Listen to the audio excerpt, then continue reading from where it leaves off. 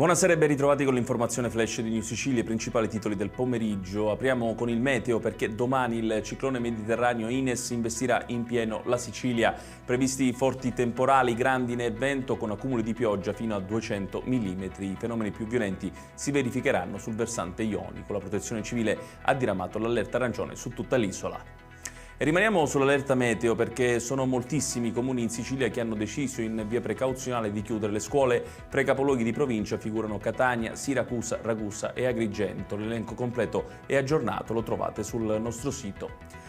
La Corte d'Assise d'Appello di Catania ha disposto una perizia psichiatrica collegiale su Martina Patti, la 26enne che il 12 luglio dell'anno scorso è stata condannata a 30 anni di reclusione per l'omicidio della figlia Elena Del Pozzo. La piccola di quasi 5 anni fu uccisa dalla madre con un'arma da taglio nel giugno del 2022 e seppellita in un campo vicino casa a Mascalocia, simulandone poi il rapimento.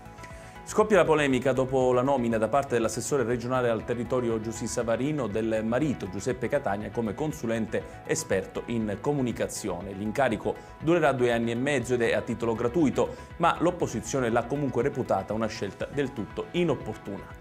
E chiudiamo con il calcio, manca poco al fischio d'inizio della gara di ritorno dei playoff di Serie C fra Pescara e Catania, rossazzurri che per ottenere la qualificazione dovranno vincere con 2 gol di scarto.